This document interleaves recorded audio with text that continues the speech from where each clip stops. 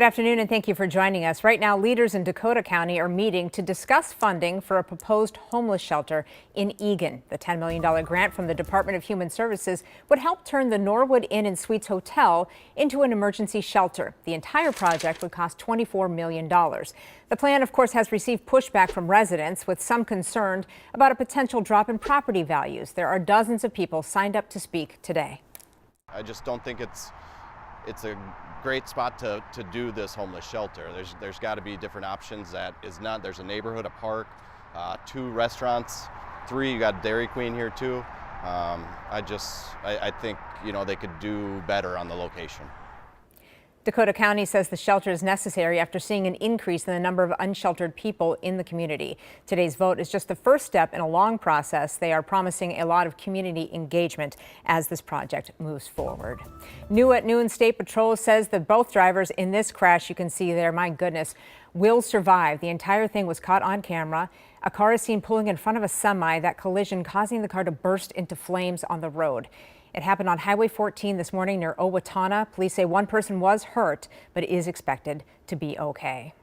In the last 24 hours, Maple Grove Police became the latest department to pull school resource officers from the district. Right now, high school and middle school students in Maple Grove and Osseo no longer have SROs on campus.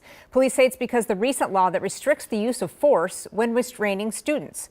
The police chief says it is, quote, more difficult to ensure they have clear statutory authority to carry out their responsibilities. He went on to say until the law is changed, those officers will be reassigned to the patrol division and then respond as needed in school areas. State lawmakers on both sides of the aisle are calling for a special session to rework the language in that law to provide more clarity for officers. Governor Walz, though, has said that is not something he's willing to do, at least not right now. Well, new details today show the resignation of the St. Louis Park Public School Superintendent comes amid sexual harassment allegations. Dr. Austin Osai resigned last week. Documents from the school district show an employee filed a complaint against him. An investigation is now in the works. The school district's board chair sent out a letter to families last Tuesday announcing Osai's resignation. Well, a family is calling for change, specifically pointing to Hennepin County District Attorney Mary Moriarty. In a packed meeting last night in Minnetonka, Craig Beeson shared his wife and son's story about being violently carjacked in their own driveway. He says Moriarty needs to fix the broken system. Our Danny Spiewak sat down with her before the meeting last night and asked her about holding alleged criminals accountable. There's a perception from some that your office hasn't been aggressive enough on these cases. What would you say to those folks? The data is really important. Less than 2% of those cases are actually submitted to us for charges. In the Minnetonka incident, Moriarty's office charged 21-year-old Romel Lewis with first-degree carjacking. It's the first case charged under the new state's stiffened carjacking laws. Her office also started a program this June working with police to identify repeat offenders who they say are largely young adults or kids.